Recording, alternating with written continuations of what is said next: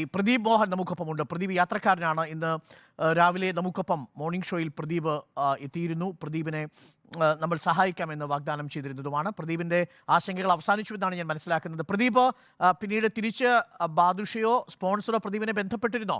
Extension കിട്ടിയ വിവരം അറിയിച്ചോ?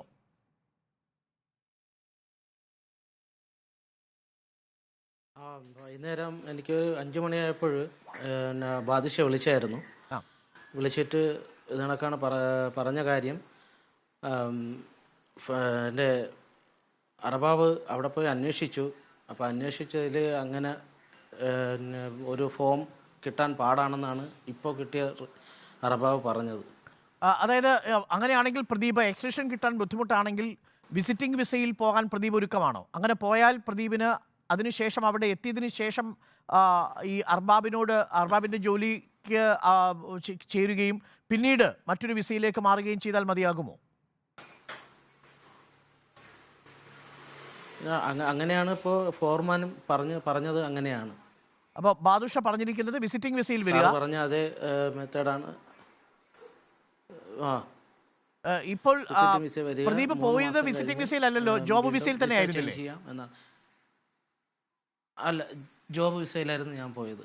Job വിസയാണെങ്കിലും എൻ്റെ ക്യാഷാണ് വിസയ്ക്കായിട്ട് ഞാൻ മുടക്കിയത്. അപ്പം പ്രദീപിന് ഒരു വിസിറ്റിംഗ് വിസ എടുത്തുവാണ് ഞാൻ. വിസിറ്റിംഗ് വിസ അർബാബ് മുടക്കില്ലല്ലോ. വിസിറ്റിംഗ് വിസ നമ്മൾ തന്നെ എടുക്കേണ്ടി വരില്ലേ പ്രദീപ്? അതെ അതെ അതെ പ്രദീപ്, അപ്പം വിസിറ്റിംഗ് വിസ നമ്മൾ അറേഞ്ച് ചെയ്ത് തരാം. വിസിറ്റിംഗ് വിസ ഞാൻ തന്നെയാണ് എടുക്കേണ്ടത്. ശരി. അപ്പോൾ വിസിറ്റിംഗ് വിസ നമുക്ക് തയ്യാറാക്കാം. 15-ാം തീയതിക്ക് മുമ്പ് എത്തിയാൽ 15-ാം തീയതിക്ക് മുമ്പ് എത്തിയാൽ അർബാബ് ജോലി തരാൻ തയ്യാറാണ്. ആ വിസ ജോബ് വിസയിലേക്ക് മാറാം അല്ലേ? ജോബ് വിസയിലേക്ക് മാറാം. എന്നാലും ഞാൻ വീണ്ടും 10-80,000 രൂപ ഞാൻ വീണ്ടും എൻ്റെ ഈ പുതിയ വിസയ്ക്ക് വീണ്ടും ഞാൻ ഉപയോഗിക്കേണ്ടി വരും. പുതിയ വിസ എടുക്കാൻ വേണ്ടി വരും. അതിനുശേഷം ഈ പറഞ്ഞതുപോലെ 18,000 രൂപ കമ്പനിക്കാർക്ക് റീഫണ്ട് ചെയ്യുക, മറ്റൊരു യാത്രാക്കൂലി വേണ്ടി വരും. അതാണ് ഇപ്പോൾ റിപ്പോർട്ടർ TV ഏറ്റെടുത്തിരിക്കുന്നത്. അപ്പോൾ എന്തായാലും ആ യാത്രാക്കൂലിയും വിസയ്ക്കുള്ള ചെലവും റിപ്പോർട്ടർ TV ഏറ്റെടുത്തിരിക്കുന്നു പ്രദീപ്. അത് രണ്ടിൻ്റെയും ചെലവ് എത്രയാണെന്ന് വെച്ചാൽ അത് റിപ്പോർട്ടർ TV പ്രദീപിൻ്റെ എന്നാണോ പോകാൻ താല്പര്യമുള്ളത് ആ ദിവസം റിപ്പോർട്ടർ TV പ്രദീപിന് എടുത്തു തരുന്നതായിരിക്കും. ഒരു കാര്യം കൂടി, ഇപ്പോൾ നമ്മളോടൊപ്പം ഈ സമരം ചെയ്യുന്ന ജീവനക്കാരിയുണ്ട്.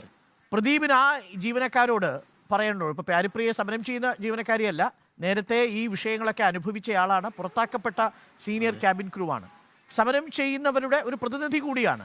പ്രദീപിന് എന്താണ് അവരോട് പറയാനുള്ളത്? അവരുടെ സമരം എങ്ങനെയാണ് പ്രദീപിനെ ബുദ്ധിമുട്ടിച്ചത് എന്നാണ് പ്രദീപിന് പറയാനുള്ളത്? പ്രദീപിനെ പോലെയുള്ളവരെ ബുദ്ധിമുട്ടിച്ചത് എങ്ങനെയാണ്? എത്ര മണിക്കൂർ എയർപോർട്ടിൽ കാത്തു നിൽക്കേണ്ടി വന്നു?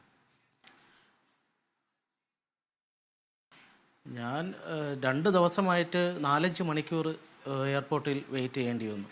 2 ദിവസം കൊണ്ട്. ഫസ്റ്റ് ദിവസം പോയി 8-ാം തീയതി ഞാൻ എയർപോർട്ടിൽ പോയി ഒരു 4-8 മണിക്കൂർ വെയിറ്റ് ചെയ്തു.